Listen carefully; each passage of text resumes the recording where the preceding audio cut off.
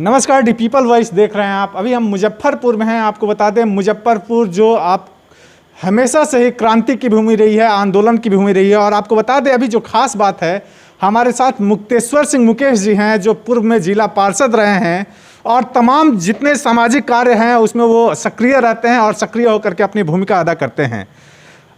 सबसे पहले तो सर स्वागत है आपका दी पीपल वॉइस में। प्रणाम प्रणाम प्रणाम।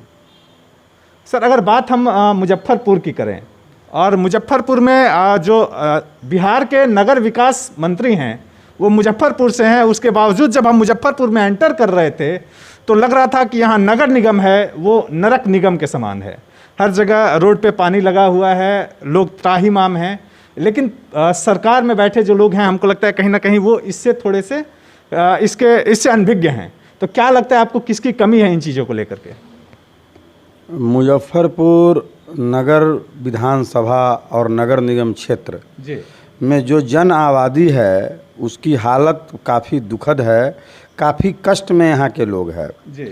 अत्यधिक बारिश, प्रकृति का कहर, कोरोना महामारी, ये सब तो हैं ही, लेकिन इस नगर क्षेत्र में जो काम होना चाहिए नगर निगम के द्वारा या सरकार के द्वारा, ये कहीं नज़र नहीं आ रहा है।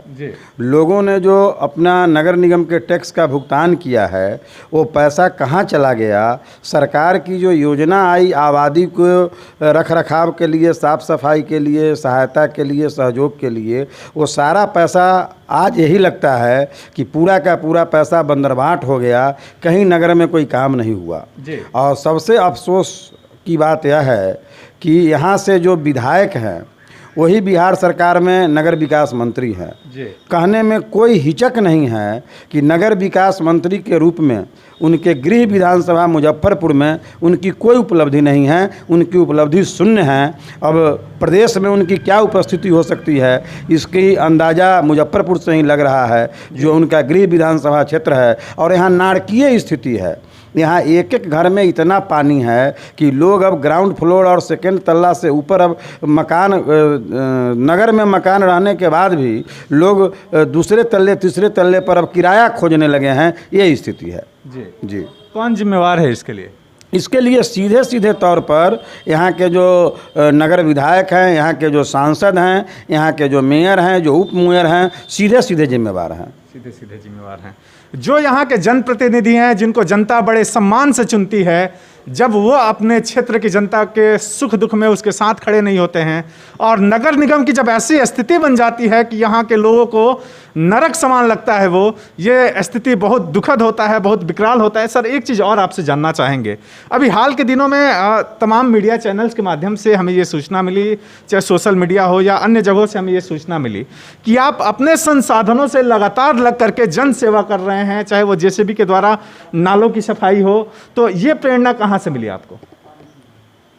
मुजफ्फरपुर नगर क्षेत्र की जो नारकीय स्थिति है और हम नगर क्षेत्र से सटे देहात में रहते हैं और सामाजिक कार्यकर्ता हैं, यहाँ का जो कष्ट हमने देखा तो हमको मन उद्वेलित हो गया।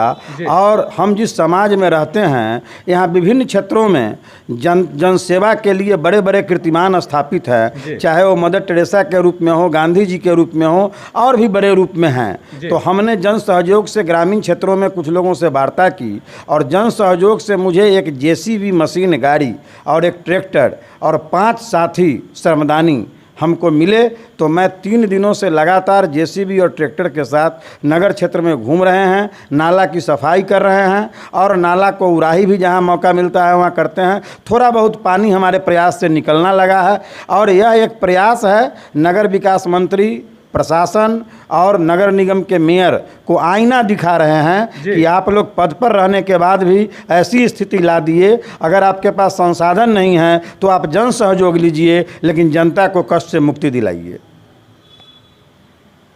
अगर यहाँ के जो माननीय विधायक जी हैं, यहाँ के जो मेयर हैं, उप मेयर हैं, अगर उनके पास संसाधन नहीं है तो आपके लिए एक बहुत उम्दा उदाहरण हो सकता है। आप इनको देख करके कुछ सीख सकते हैं कि अगर आपके अंदर अगर विल पावर है तो समाज से सहायता ले करके भी आप समाज की मदद कर सकते हैं। लेकिन उसके लिए आपके पास एक नियति होना चाहिए, एक दृष्टिकोण होना चाहिए, जिसका शायद आपके पास अभाव है। सर, एक चीज़ और जानना चाहेंगे आपसे। जैसे अगर मुजफ्फरपुर की बात होती है तो यहाँ बेला इंडस्ट्रियल एरिया था, काफ़ी लोगों को यहाँ रोज़गार मिलता था। अभी क्या स्थिति है उसकी रोजगार को लेकर के अगर बात करें तो? पूरा का पूरा औद्योगिक क्षेत्र बेला जी बहुत ही खराब स्थिति में है। सभी फैक्ट्रियों में बुरी तरह पानी फैला हुआ है। जितने भी वहाँ के फैक्ट्री मालिक हैं सबको काफ़ी नुकसान हुआ है। सारा कारोबार बंद है। देहाती क्षेत्रों से बहुत सारे मजदूर वहाँ काम करने आते थे, सबका रोजगार बंद हो चुका है। पूरा का पूरा बेला औद्योगिक क्षेत्र पानी में डूबा हुआ है। क्या मुद्दे रहेंगे इस बार के विधानसभा चुनाव में? देखिए, बहुत दुर्भाग्यपूर्ण स्थिति है कि चुनाव में तो जाति, धर्म, रुपया, स्वार्थ, परिवारवाद को लोग मुद्दा बना के चुनाव लड़ने की शुरुआत कर चुके हैं जी। लेकिन इस बार निश्चित रूपेण जन मुद्दे होने चाहिए। चिकित्सा होना चाहिए, सफाई होना चाहिए, जल जमाव होना चाहिए, शिक्षा होना चाहिए और सरकार की जो विफलता है वही मुद्दा होना चाहिए। हम लोग तो प्रयास करेंगे कि इस बार इन्हीं मुद्दों पर चुनाव हो। जनता के जो मुद्दे हैं, जो समाज के हित के मुद्दे हैं, अगर उन मुद्दों पे बात हो, अगर उनका विकास हो और उन मुद्दों को लेकर के अगर यहाँ पे राजनीति की जाए, लोग उस मुद्दों के आधार पे अपना प्रतिनिधि चुने, तो निश्चित तौर पे जो अभी स्थिति है मुजफ्फरपुर की, जो नरक निगम बना हुआ है मुजफ्फरपुर, उसमें कुछ सुधार होगा, उसमें कुछ गुंजाइश है सुधार होने के लिए। सर ने बड़ी मुखरता से अपनी सारे बातों को रखा और बताया कि किन तरह से हम अपने क्षेत्र के समस्याओं का समाधान कर सकते हैं। अगर जनप्रतिनिधि चाहें तो कैसे अपने क्षेत्र को इन समस्याओं से उबार सकते हैं। बहुत बहुत धन्यवाद सर हमारे साथ जुड़ने के लिए, अपनी बातों को रखने के लिए। आपको भी धन्यवाद सर कि आपने मेरे भावना को अपने यहाँ स्थान दिया। आपको भी धन्यवाद सर।